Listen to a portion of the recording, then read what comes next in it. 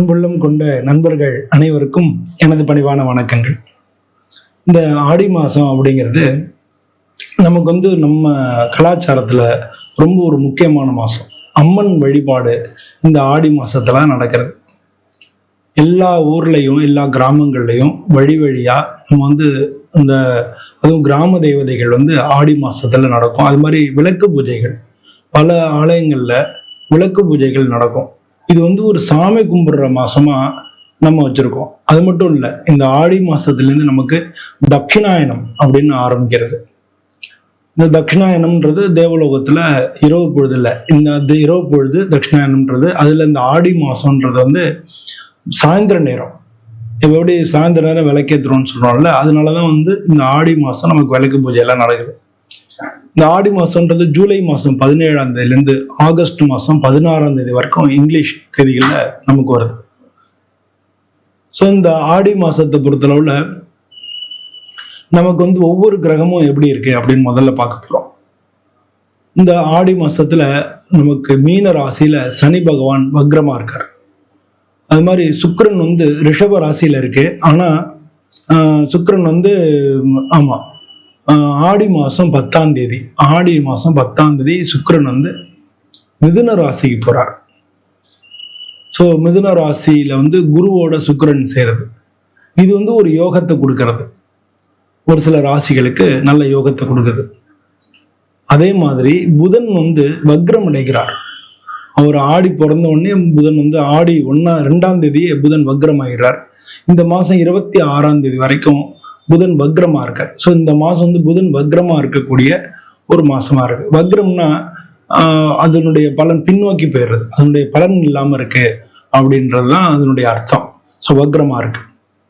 அது மாதிரி கன்னி ராசிக்கு செவ்வாய் இந்த ஆடி மாசம் 12ஆம் தேதி கன்னி ராசிக்கு செவ்வாய் போறார். ஆடி 12 அப்படின்னா 28 ஜூலை 28ஆம் தேதி, ஜூலை மாசம் 28ஆம் தேதி உங்களுக்கு செவ்வாய் கன்னி ராசிக்கு போறார். இதுதான் இந்த மாசம் இருக்கக்கூடிய சூழ்நிலைகள், கிரகங்களுடைய மாற்றங்கள். ஸோ இந்த மாற்றங்கள் ஒவ்வொரு ராசிக்கும் எந்த விதமான தாக்கங்களை ஏற்படுத்த போறதுன்னு பார்க்க போறோம். வாங்க நம்ம வீடியோக்குள்ள போய் முழுமையா பார்ப்போம். அன்புள்ளம் கொண்ட விருச்சிக ராசி அன்பர்களே, விருச்சிக ராசின்றது காலபுருஷ தத்துவத்துல 8வது வீடா இருக்கு. இந்த ராசிக்கு அதிபதி செவ்வாய். இது உங்க எல்லாரும் தெரிஞ்சாதான். இந்த மாசத்தை பொறுத்தல உங்களுக்கு 4வது வீட்டுல ராகு இருக்கார், 5வது வீட்டுல சனி பகவான் வக்ரமா இருக்கார். உங்களுக்கு 8வது வீட்டுல குரு பகவான் இருக்காரு, அஷ்டம குருவா இருக்காரு. இப்போ சுக்கிரனும் உங்களுக்கு 7வது வீட்டுல இப்போ சுக்கிரன் அவங்க ராசி அந்த ரிஷபராசி அதிபதி தான் அங்கதான் இருக்காரு. ஆனா இந்த ஆடி மாசம் 10ஆம் தேதி அன்னைக்கு சுக்கிரனும் 8வது வீட்டுக்கு போயிடுறாரு. ஸோ உங்களுக்கு அது மாதிரி 9வது வீட்டுல உங்க தொழில் ஸ்தானாதிபதி சூரியன் உங்களுக்கு 9வது வீட்டுல இருக்காரு. உங்களுக்கு 10வது வீட்டுல செவ்வாயும் கேதுவும் இருக்கு. இதான் இந்த மாசம் இருக்கக்கூடிய கிரக சூழ்நிலைகள். இது உங்களுக்கு வேலையிலையும் சரி, பணங்காசு, உடல் நலம், அது மாதிரி குடும்பத்துல இதுல எந்த மாதிரி பிரச்சனைகளை ஏற்படுத்துறது அப்படிங்கிறத நம்ம பார்க்க போறோம். உங்களுக்கு திடீர்னு பதவி உயர்வு கிடைக்கலாம், இல்லை இடமாற்றங்கள் நடக்கலாம். இதெல்லாம் இந்த மாசத்துக்கு திடீர்னு உங்களுக்கு நடக்கிறதுக்கான வாய்ப்புகள் மிக அதிகமா இருக்கு.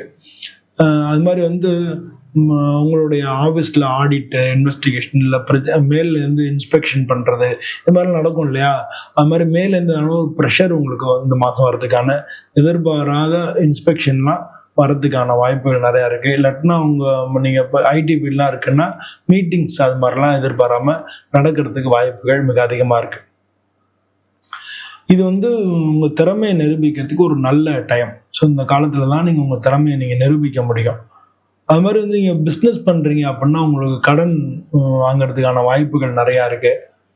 இல்லாட்டினா வாங்கியிருப்பீங்க, ஆல்ரெடி வாங்கியிருப்பீங்க, இல்லை வாங்கிறதுக்கான வாய்ப்புகள் நிறையா இருக்குது கடன்.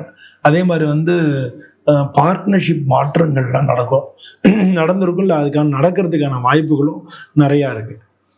இதெல்லாம் இந்த மாதம் உங்களுக்கு தொழில் பிஸ்னஸ் ரீதியாக நடக்கிறது. வருமானத்தை பொறுத்தளவுல உங்களுக்கு 2ஆம் வீட்டு அதிபதி அவர் உங்களுக்கு தொழில் ஸ்தானம் சொல்லி 10ல் உங்க ராசியாதிபதி. 2ஆம் அதிபதி 8ல் இருக்காரு, உங்க ராசியாதிபதி உங்களுக்கு 10ல் இருக்காரு. ஆனா செவ்வாயும் கேதுவும் இருக்கு. 2ஆம் வீட்டு அதிபதி உங்களுக்கு 8வது வீட்டுல மறைவு ஸ்தானத்துல இருக்கார். ஸோ அதனால பொருளாதார ரீதியா கொஞ்சம் சிக்கல்கள் இருக்கும், கொஞ்சம் முன்ன பின்ன இருக்கும். பட் அதெல்லாம் சமாளிச்சிடலாம்.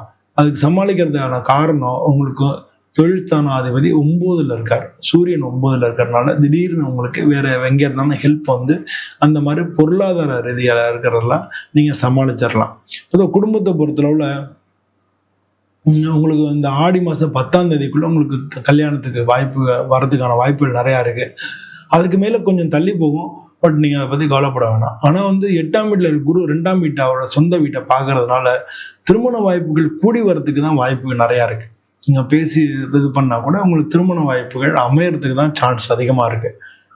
அதனால வந்து சனி வக்ரமா இருக்கிறது அப்படின்னா குழந்தைங்க ரீதியான பிரச்சனைகள் வரலாம், உங்களுடைய பிள்ளைகள் ரீதியான பிரச்சனைகள் வரலாம், இல்லை குழந்தை பிறப்புல அது பிரச்சனைகள் வரலாம்.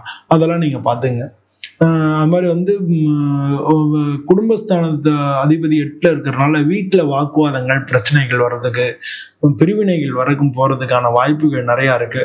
பட் எதையும் பொறுமையாகவும் நிதானமாகவும் நீங்க டீல் பண்ணீங்கன்னா அந்த மாதிரியான விஷயங்கள்ல இருந்து உங்களுக்கு நல்ல ரிலீஃப் கிடைக்கும்.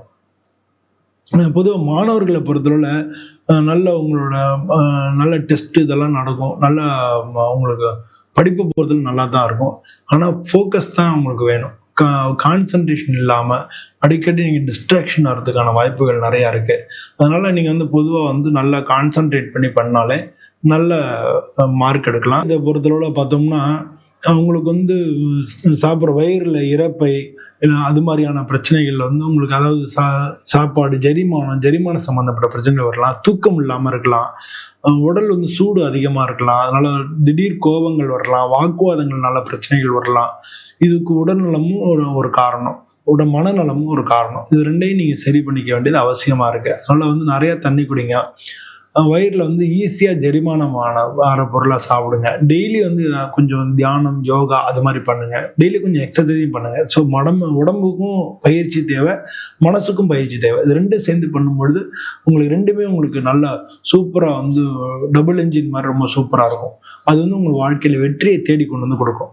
இதுக்கு வந்து பொதுவாக சிவனுக்கு அபிஷேகம் பண்றது, பிரதோஷ நேரத்துல அபிஷேகம் பண்றது, இல்ல முருகப்பெருமானுக்கு சஷ்டி விரதம் இருக்கிறது, இல்ல வெள்ளிக்கிழமை விரதம் இருக்கிறது, இதெல்லாம் வந்து எல்லா விதமான தோஷங்களை நீக்கி உங்களுக்கு